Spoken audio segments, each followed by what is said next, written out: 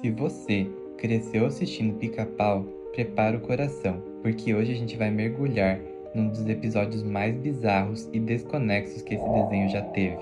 E se você nunca ouviu falar de Pica-Pau, cara, provavelmente você cresceu todo errado. Que cara mais engraçado! Esse desenho marcou gerações e até hoje bomba no YouTube com milhões de views. Só que a real é, quando a gente assiste ele de novo, com a cabeça de adulto, ele tem uma diferença. Porque além das piadas escrachadas e das loucuras cômicas, o Pica-Pau tem um lado sombrio. Tem episódio que parece mais filme de terror psicológico do que animação para criança. E hoje a gente vai falar de um desses episódios. O Espião Espiado. Mas calma, antes da gente chegar nele, deixa eu te lembrar de umas pérolas que ajudam a preparar o terreno. A Era do Pica-Pau Biruta. Quem é fã raiz sabe que o Pica-Pau já teve várias versões, e tem uma que se destaca, o famoso Pica-Pau Biruta. Sim, aquele com cara estranha, atitude caótica e absolutamente zero limites morais. Nessa fase, o personagem era literalmente insano. Um dos episódios mais lembrados é do afanador de gasolina, que rendeu uma icônica cena do Eu Sou um Diabo Necessário. Claro que é necessária! Eu sou um diabo necessário!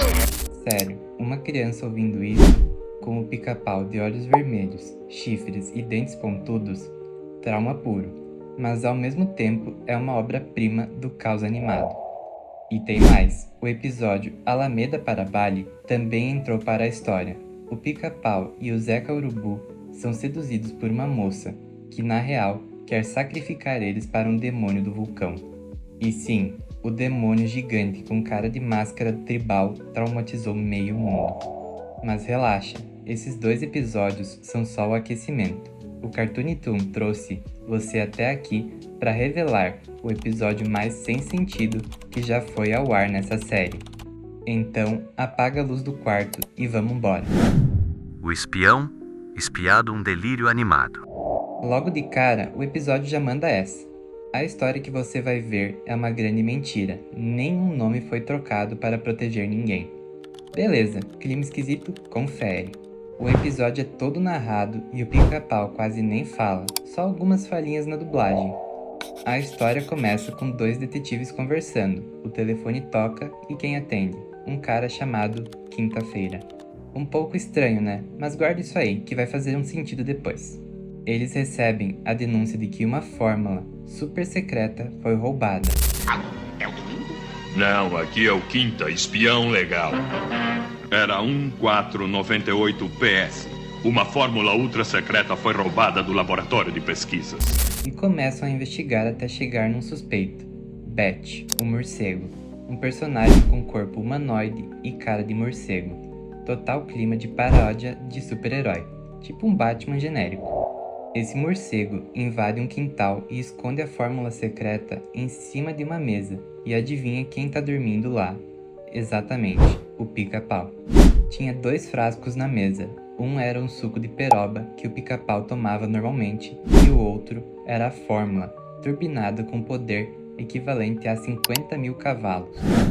Obviamente, o morcego confunde tudo, leva o frasco errado e deixa a bomba nas mãos do nosso amigo doido. Tônico Vício e Superpoderes. O Pica-Pau acorda, todo verde, fraco e sem forças. O narrador sugere que ele tome o tônico. É melhor tomar seu tônico. E aí tudo muda. Ele ganha uma força surreal, tipo Peter Parker depois da picada da aranha, só que com mais destruição gratuita.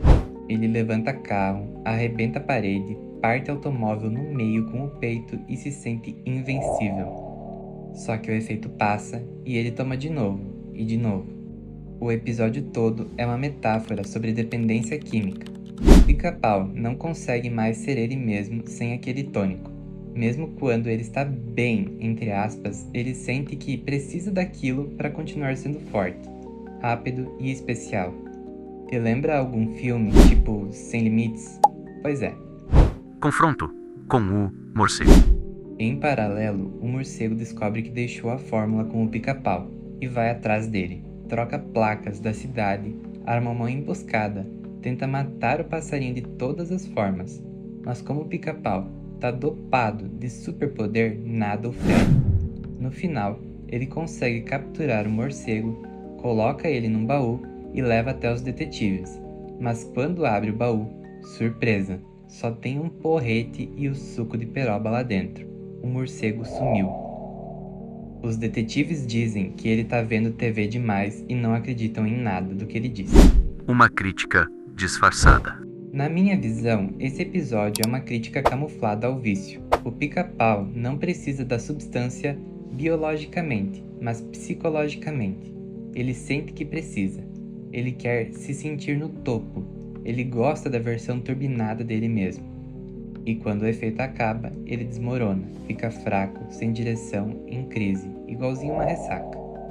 A última cena ainda fecha com uma martelada no dedo, igual a vinheta da série Dragnet, que esse episódio claramente parodia. Aliás, o próprio nome, Detetive Quinta-feira, é referência ao detetive Joey Friday da série original Dragnet.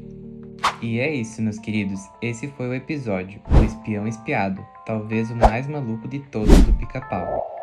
Aqui no Cartoon Toon, a gente ama revisitar esses clássicos com uma nova lente, seja para rir, refletir ou até tomar um susto, e olha, esse episódio entrega tudo isso.